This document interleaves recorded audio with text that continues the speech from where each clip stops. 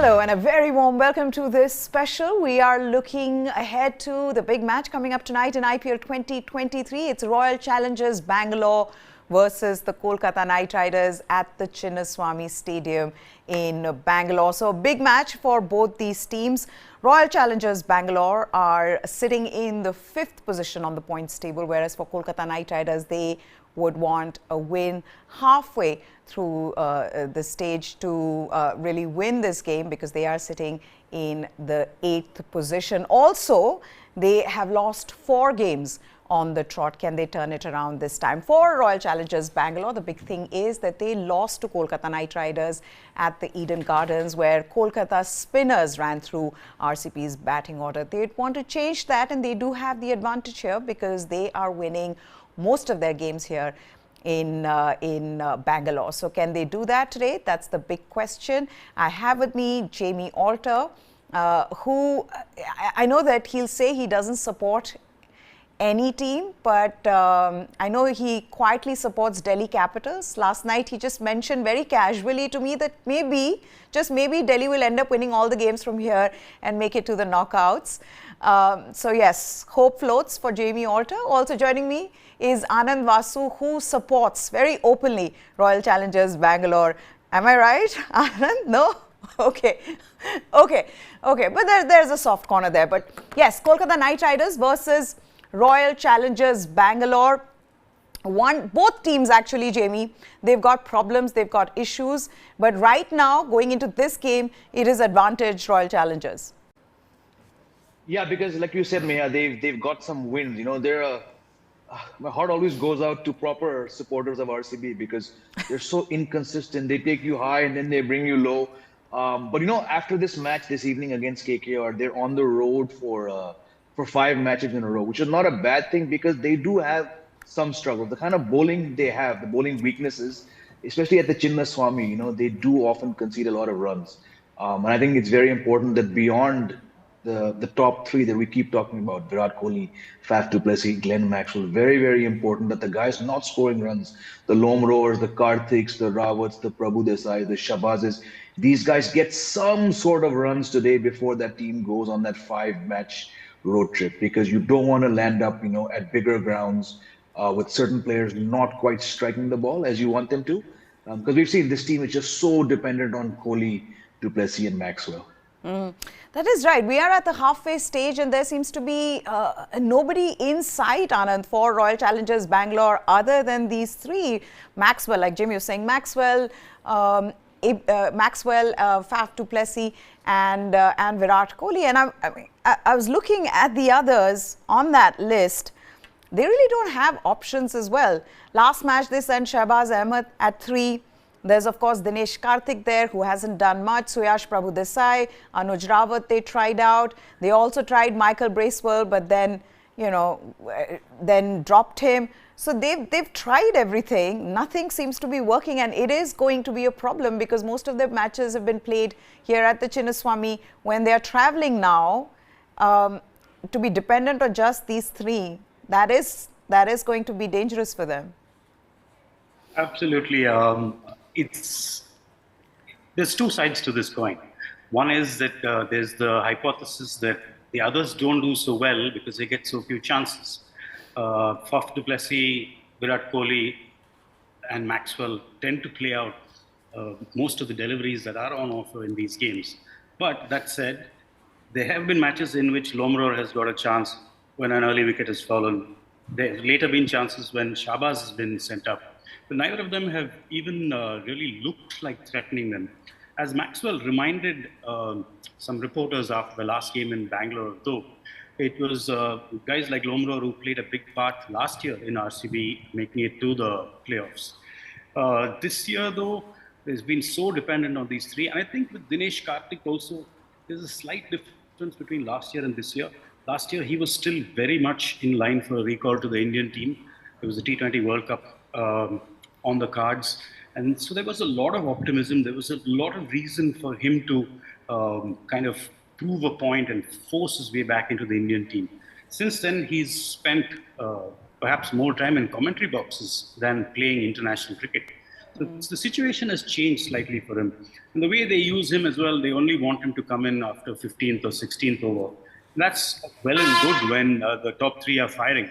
But on a day when two of those three don't make runs, RCB are going to be in a world of pain. I think you're being generous when it comes to Dinesh Karthik. Slightly better last year. I think Jamie is going to completely disagree with that.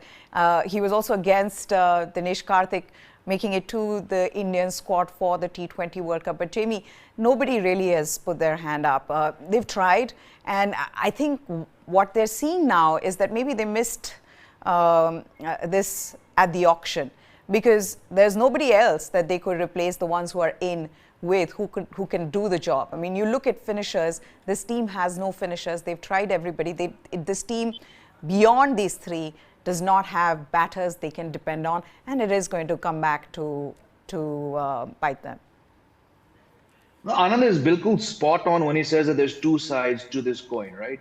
Yes, Mahipal Lomror was key. Shahbaz Ahmed has been a good performer in the past couple seasons. And yes, there are times when especially Kohli and du Plessis eat up a lot of overs and don't get the desired score, which you expect after 20 overs. And I think we saw that in the game, especially against Delhi. They won that match, but that's more about how feeble Delhi was, and when Glenn Maxwell doesn't click, there was the same match. There was a fantastic opening start, and Maxwell was coming off that 36 ball, 70 odd against Chennai.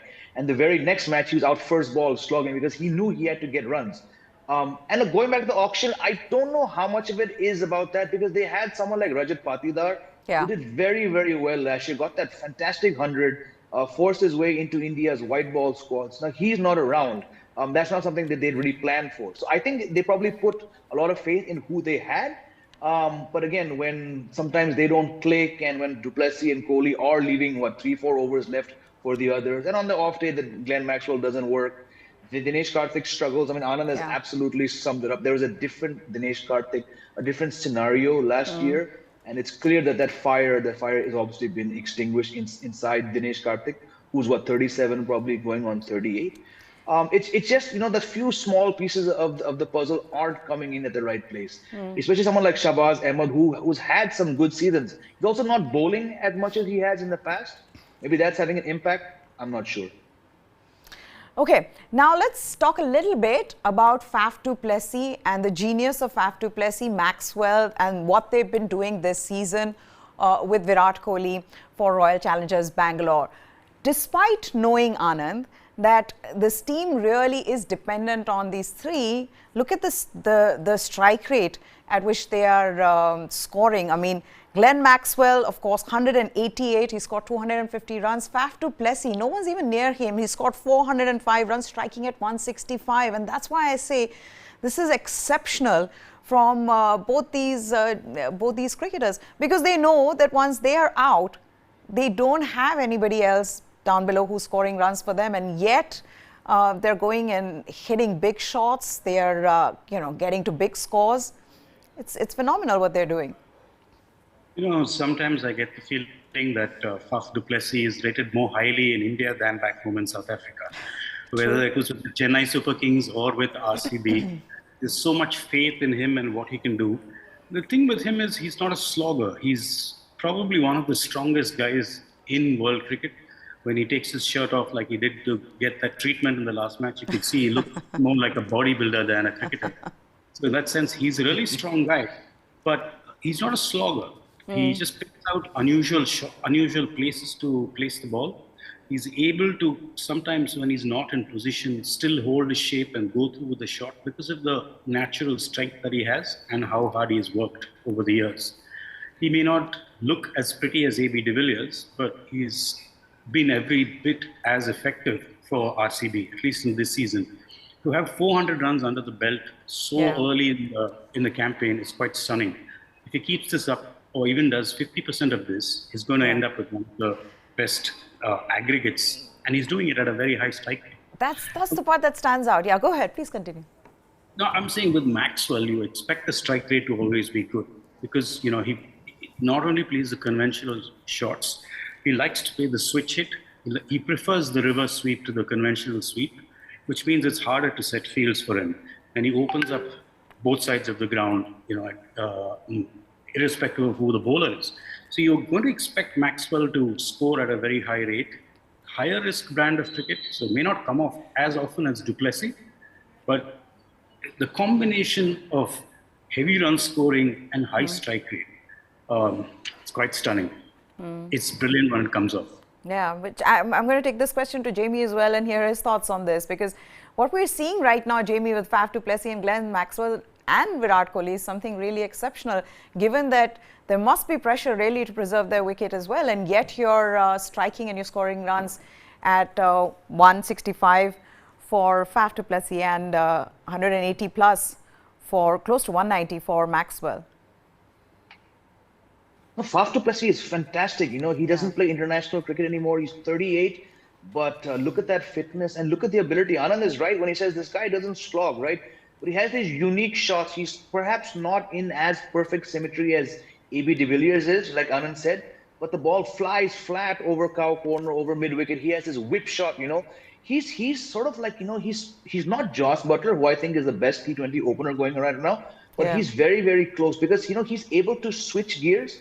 And you think, he still plays a lot of franchise cricket and he does pretty well wherever he goes. So despite not being an international active cricketer, he comes into the league for RCB with a lot of confidence, a lot of runs behind him. And I'll say it again, Chennai not bidding higher or harder for him than they did last time. Yeah. It just gave RCB, to my mind, the steal deal of that last to last auction, because here's a guy who's so valuable, and I think he's benefiting from this impact player rule. We've already discussed this, the fact that he can just come in. Yes, the back's not fully fit, as Mike Hesson said, so you're not going to see du Plessis diving around. But as far as his batting goes, it's not having an impact at all. This is fantastic batting. And like Anand said, this guy could be on his way to, I don't want to jinx him, but 850, 900 runs, the way he's going. Yeah, and on top of that, like Anand was also saying about this injury to his torso. So he comes in as an impact player. He's not 100% fit when he's hitting some of those shots. So you can imagine how exceptional that batting is. But let's also talk about their bowling. Now, for Royal Challengers Bangalore, and one good thing really, from Indian perspective, Anand, is Mohammad Siraj's form, the way he's bowling, the way he's getting wickets in the power play. There's a World Test Championship final, there's a ODI World Cup, so it augurs well really to see him in this kind of rhythm, and he's looking really good. He's looking as sharp as he ever had, in the recent past. There was a brief period in the middle where it looked like he had gone off the boil a little and that zip was missing. But if you recall the last match, even how he got a little bit of swing early on, but when he realized that that swing is not happening, he quickly switched to the scramble seam delivery, which tends to come in, and he got the wicket. So he's not only bowling with that zip, rhythm and pace, he's also thinking on his feet, and he's bowling very creatively, which is why he's able to get wickets in a wide variety of conditions. Even when the pitch is slightly flat or good for batting, he's able to bring the short ball into play. It's very intelligent bowling from Siraj, and he's come on leaps and bounds in his time with the Indian team. That's right, and it's not just Siraj, Harshal Patel in the death overs, the way he's bowling for RCB. Though I think the problem might really be how they balance this side, because I was just talking to somebody right now on the desk, and there was this suggestion, and it does work, Jamie, that Michael Bracewell, would you not want to get him in place of Wayne Parnell? I know Wayne Parnell is the second highest wicket taker for them, but given their batting is a problem, is that something that they look to do? Because when you look at their bowling, their fast bowling department, they've got enough Indian options. They've got Akashdeep, they've got Siraj, there is of course Harshal Patel. Is that something that they can look to do? I'm sure it's something they've seriously considered, because Michael Bracewell, he's a very, very sharp operator, and his batting has come along so far, both in New Zealand domestic cricket, and he's got, runs in one days, 100, T20, he's done well. And I think, as always, the problem with RCB, Meha, is that middle over, right? Hasaranga did very, very well last year, got 25 wickets, I think second only to purple cap holder Chahal. But this year, we've not seen him even bowl his 4 overs, so his whole quota. So just on that basis, I think maybe get Hasaranga out and bring in Bracewell, because look, he's not going to run through sides. But if someone like a Michael Bracewell, who, like you said, offers a lot of runs with the bat, and they need Yeah. that. If he can bowl 4 overs, 28, 30, even 32 runs, and pick up a wicket here and there, that is probably going to be gold for them, because the problem, as always, is they're not getting enough wickets, from 8 to 14, 7 to 13. Siraj is doing outstandingly. The death overs sometimes is doing the job. There are days when it's not working.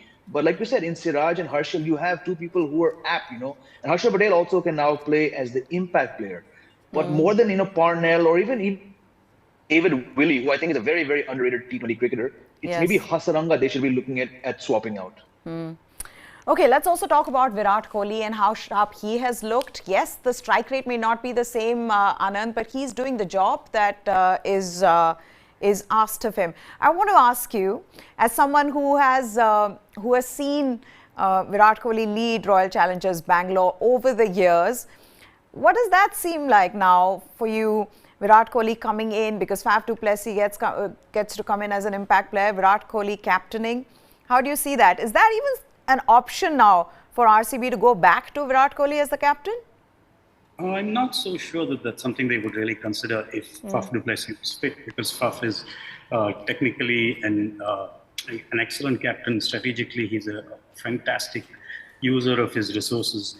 And you don't want to perhaps put that extra pressure on Virat Kohli when he's currently just loosening up and getting into the groove and scoring heavily at the top of the order, and also looking to increase his strike rate. I'm sure Kohli, while he's playing the situations and the team is winning, is quite happy with the strike rate as it is now. But he would prefer to use up fewer balls, I'm sure, given how well he's batting. We saw in the last match, Kohli tends to field in the deep at the back end of a chase. So he's sometimes chatting with Sanjay Bangar or someone else, to get a quick heads up on how to take things in the last few overs.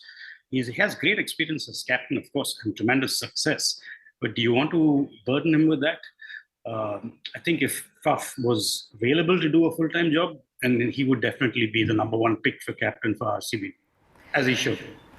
Okay, then let's move on to Kolkata. By the way, before we move on to Kolkata Knight Riders, let's set the record straight. Soft spot for RCB or no? Because the reaction was a little different.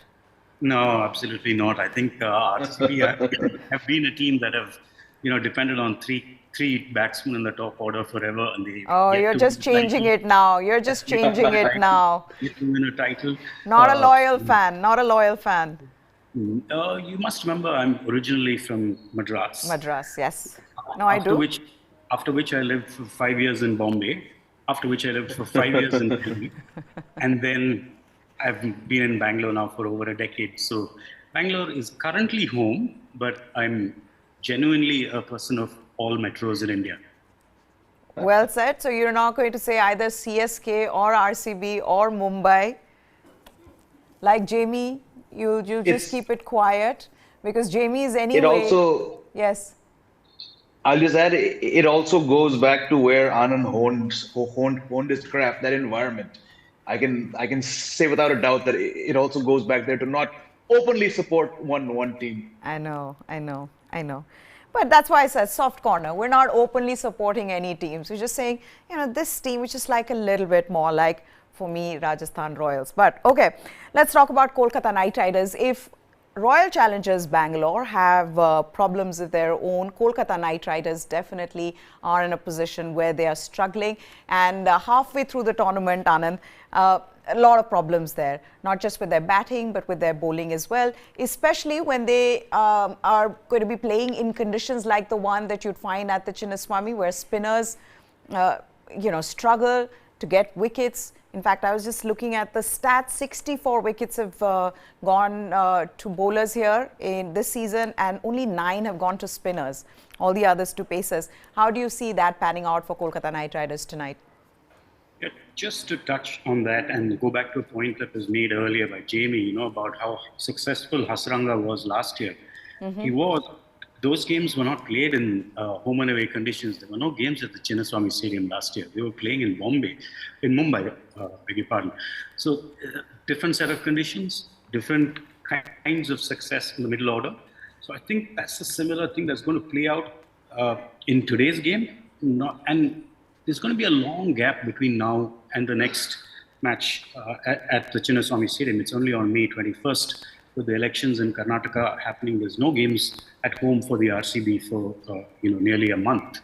With that in mind, the pitches are still going to be quite fresh when you come back. Had you been playing constantly, as it got hotter, the pitches would have got slower and drier and helped spinners more in Bangalore.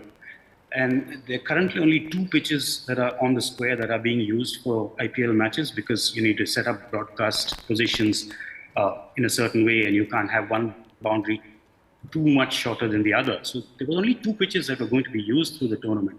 They would have got more tired, there would have been more help for the spinners, but with this long break after this match, that's not going to happen, I don't think, and you're going to just get good batting conditions. In good batting conditions, small boundaries, little bit of altitude, the ball flies. The spinner is really, really handicapped. That said, I'm looking to see what KKR do, because they have slightly different spinners, very creative spinners. So maybe it'll be hard for the batsmen to go at them as they have more conventional spinners. But even their batting, Jamie, they've used 5 different opening combinations in 7 matches. They haven't got down to one that they can trust. At last match, it was Sunil Narine who opened with Jagadisan. They've tried Jason Roy, but I think last match Jason Roy would have opened, but he was out for a while and then couldn't have come in and opened, and so they went with Sunil Narine. But who should their opening combination be right now? Should it be, and I wonder why they don't go back to Venkatesh Iyer as their opener. Is that something that they should look to do? Your thoughts? Growing up, just to take a sidestep, we always heard about these baseball references: the curse of the Bambino, the curse of the Cubs into Chicago, the curse of the KKR openers. Not that level, but it's looming large. They've struggled. Not just this year, even last year they struggled.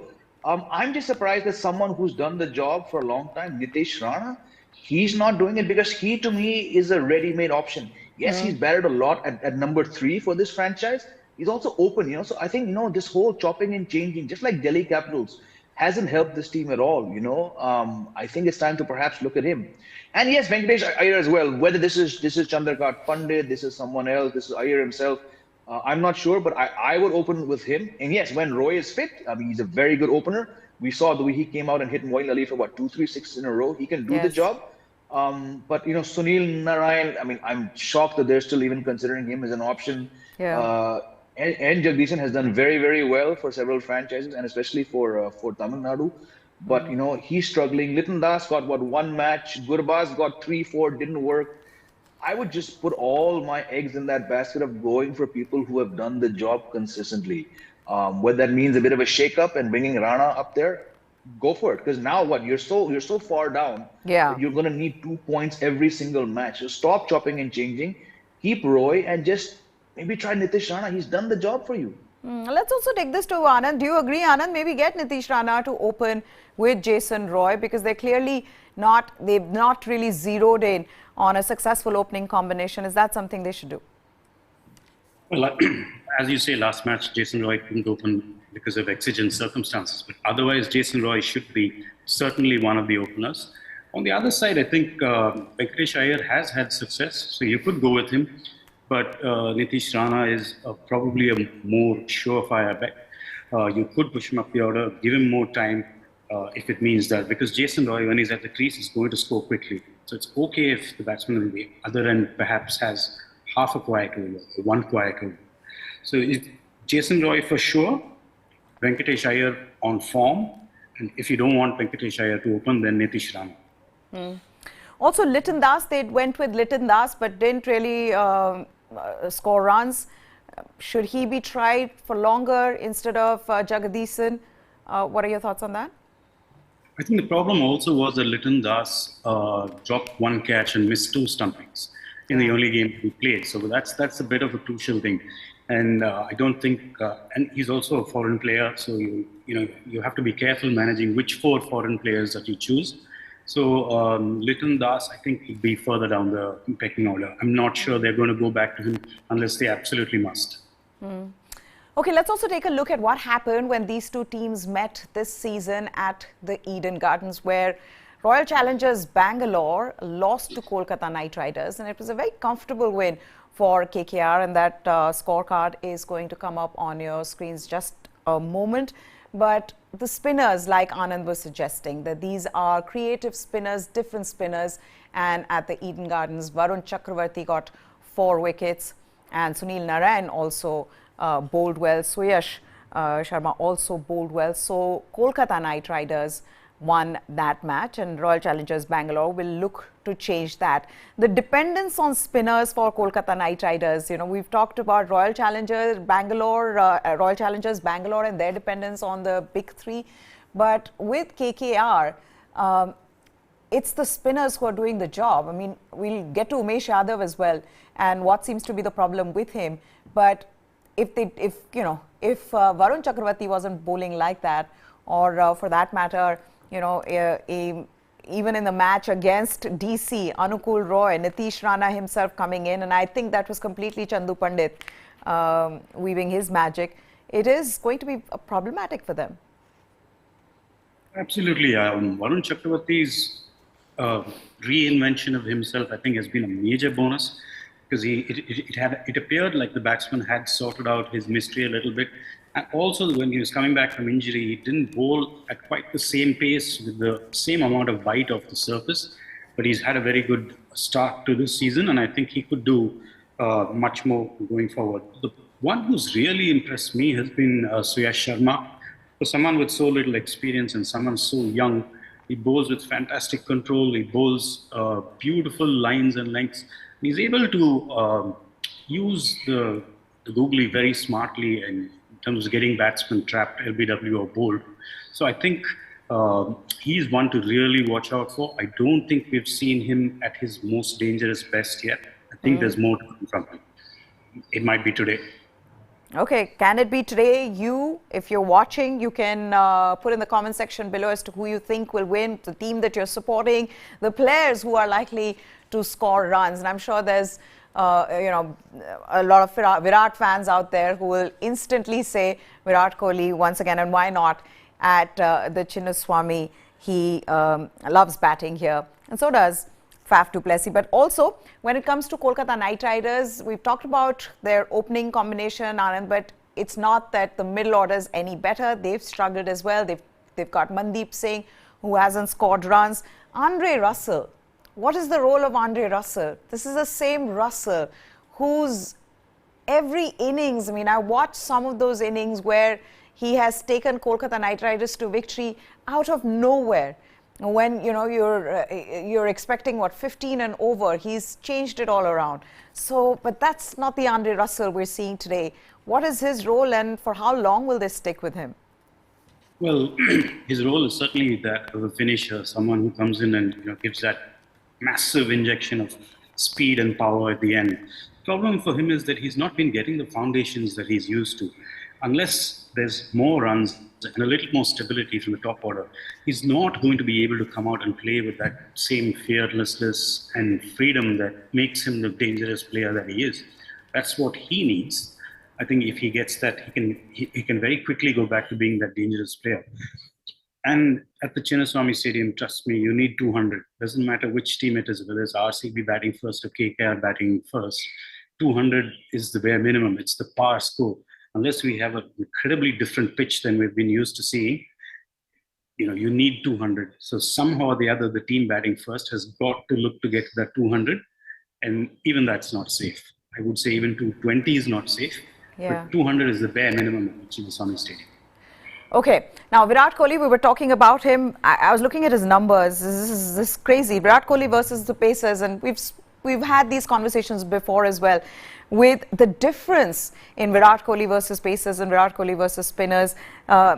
Substantial, huge difference. In fact, this season itself, he's averaging 75 and striking at 171, Anand, against the Pacers. But when it comes to the spinners, 22.25. That's the average, and striking at 103. So there's a clear problem there. The strike rate going down substantially. He's not been able to score well. Is that something now they look to do? Just get maybe someone like a Sunil Narayan in the power plays against Virat Kohli? I think it's definitely worth trying, but there's also a little bit more of a nuance to this. It's not just straightforward pace versus spin, because Virat often gets a lot of the strike in the first 6 overs, which is when fast bowlers are operating with fewer fielders outside the circle, so he's able to pierce gaps, go over the top with much more confidence and certainty. He tends to slow down after that 6-over mark, which is when the power play finishes and the spinners initially come on. I'm not so sure he's actually struggling against spinners, but he just gets a little cautious at that stage and looks to, size up the spinners before he takes them on. With the pacers, he's able to go from ball one, knowing exactly where the gaps in the field are, knowing that even if he mishits a certain shot, it's going to be safe as long as it clears the infield. So I think I wouldn't say there's a specific problem. Okay. We will see if Narayan comes in to bowl in the top 6 in the first 6 overs. What Kohli's approach is. Will he still take him on then, or will he look to play out the first over and then see how things go? It's hard in this format to give yourself more than 2 or 3 balls, because then you just end up getting stuck and the bowler starts getting on top of you. So this is something that Virat will have to address. I'm sure he's working very hard on it. I'm sure he's coming to the plan. We have to see when he puts it in action and whether it's successful. Yeah, which is exactly what he said when he was asked about this. I think it was an interview that he'd given to Geo. I'm not sure. Anyway, he was talking about, because this is something now people are debating on, whether he really slows down after the power plays, and is that a good thing? We were just discussing about Glenn Maxwell and Faf du Plessis and how they continue to keep striking at 180 for Maxwell and 160 for him. So I guess Virat Kohli sees his role as somebody who also preserves his wicket, because there's nobody else who's coming in or nobody else who's scoring the runs for them. Maybe that's another reason, because he does slow down in the power plays. It's something that we've all been talking about, right? Well, it is a phenomenon, but whether it's a good one or not is something that's slightly debatable, because you're not going to have Faf du Plessis and Glenn Maxwell scoring in every single game. Yeah. It's just not going to happen. It's impossible.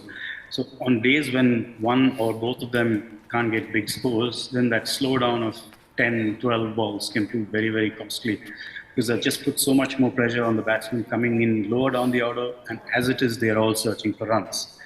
So, this slowing down and preserving your wicket, great in 50-over cricket, not so much in T20 cricket. Very, very risky, high risk in T20 cricket. Okay.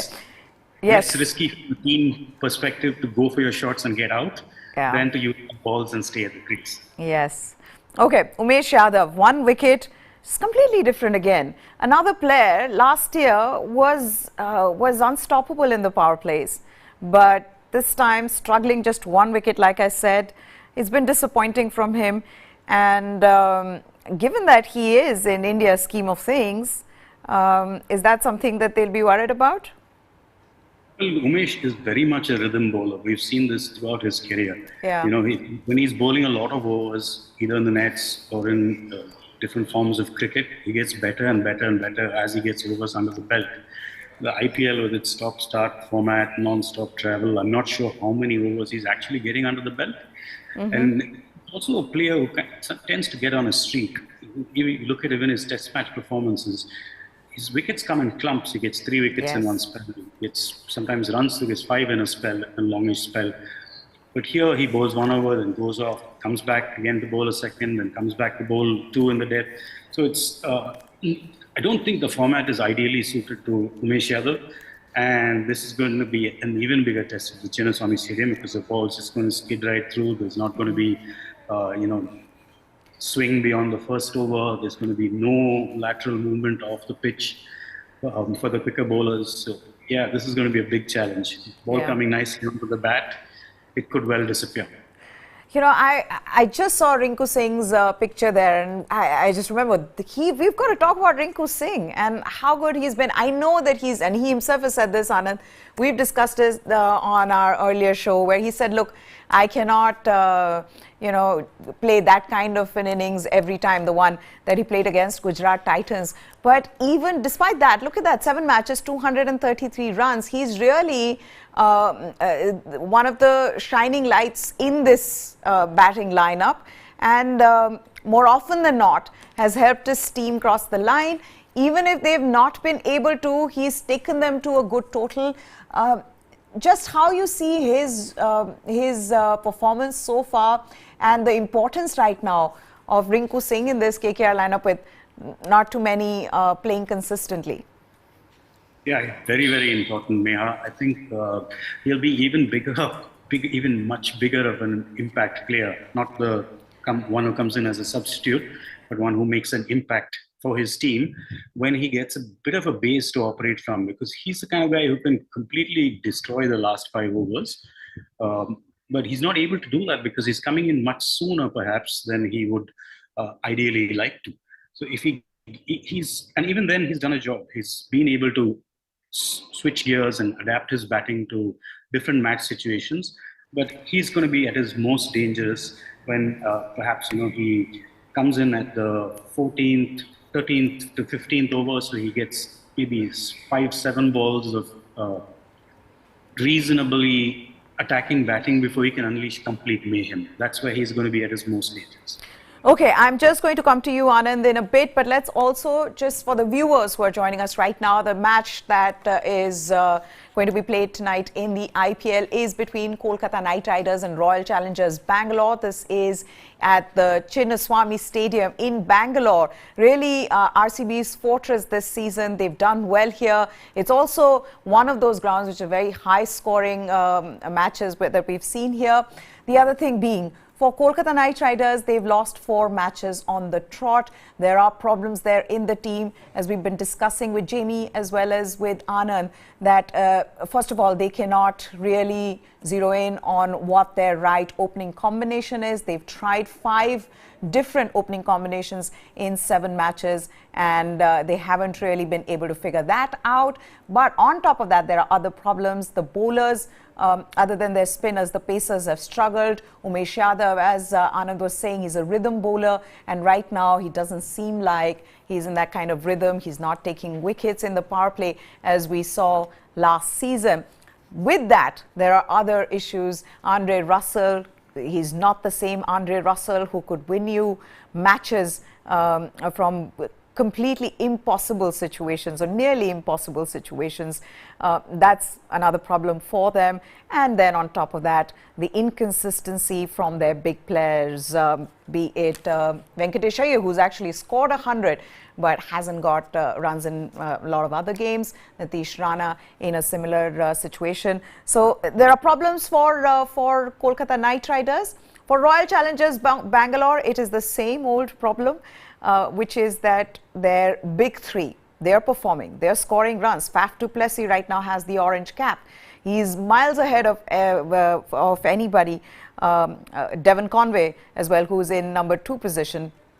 But he is scoring runs. Glenn Maxwell is scoring runs. Virat Kohli is scoring runs. And more often than not, that has been enough for them. And that's the reason why they are in the top 5 in the points table. But whenever they have not fired or, they haven't got going, that's when RCB have struggled. Their bowling has been very good. Mohammad Siraj in great form. He is the highest wicket taker in the IPL, along with Rashid Khan, 13 wickets for both of them. And it's the spinners, I think that could be a problem for them, especially when they are traveling and they will be playing a lot of away matches from here. So there, we've set this up for you, for everybody who's joining us, to let us know in the comments section as to the team that you're supporting, and who do you think will win tonight? Who do you think will be the top scorer for Royal Challengers Bangalore? Also, who is going to get the wickets? Let's also make it even more specific. Will will Mohammad Siraj get 2 wickets in the power play? Do let us know if you're watching. But just coming back to Anand and continuing this conversation, you spoke about Umesh Yadav and Kolkata Knight Riders. I think when you look at these two teams and at Chinnaswamy, it is advantage RCB. But we have seen how things change. I mean, who would have thought yesterday Mumbai Indians would be 59 for 5, Anand? So that's why this league is exciting, interesting, because, you know, most of the times we're proven wrong, and that's okay. Meha, in the last 2 minutes, you've summed up what we've been trying to say over the last 40 minutes. And you kind of touched on every single point that we possibly touched on. Coming to this specific game, you're right. It is advantage RCB given how well they do at home. But it's a very, very precarious advantage because of how much they depend on those 3 batsmen that we spoke so much about. What I'd really be interested to see is what happens if 2 of those batsmen don't strike it big. Even if they make middling contributions and one goes big, and RCB ends up with, say, 180 rather than 200. What happens then? That's the big challenge. If KKR can crack that code, then that advantage will be narrowed down. Yeah, I was reading somewhere that the strip that they are using is the one where DC played against them and were unable to chase down 170 odd. So, but that was a day game, and of course, it is going to be different under the lights. But I wonder now, with the trend being that a lot of scores are going above 200, Anand, I feel like would teams just want to bat first, especially on high-scoring grounds, because of the pressure then of scoring, 14 or 12 and over, and if you lose wickets earlier on, then it just gets more difficult. It's somehow always better on high-scoring grounds. Is that something what teams will look to do? Is that something today RCB or KKR will do, that let's just win the toss and bat first and put on a 200 plus total? Well, I think in this case, RCB much prefer chasing. So if RCB win the toss, they would prefer to bat second. And I think for KKR, it would be the opposite. They would like to bat first. So perhaps just do away with the toss in this game, have the 2 captains chat and see who wants to do what. And if they both want to take, just go for it. But you're seeing the trend changing in this IPL. Previously, straightforward, win the toss and chase in almost all conditions. Correct. But in this IPL, it has been a bit different. Teams batting first have also had tremendous success. It's been a fairly even split. So I don't think the toss is going to be that crucial, certainly not at the Chinnaswamy Stadium. Okay, we'll wrap this up. Like you said, it is advantage RCB, but a lot depends on what Kolkata Knight Riders spinners do against the big 3 of Royal Challengers Bangalore. Thank you, Anand. As always, so much fun, and it's a pleasure to talk to you. Thank you so much. All right, so there you have it. Kolkata Knight Riders versus Royal Challengers Bangalore. How did you like our show? Do let us know in the comment section below, as well as subscribe to News9 Live, because that's where you get all the latest from the world of sports, from the world of IPL. That's it from us. Goodbye. Thanks for watching.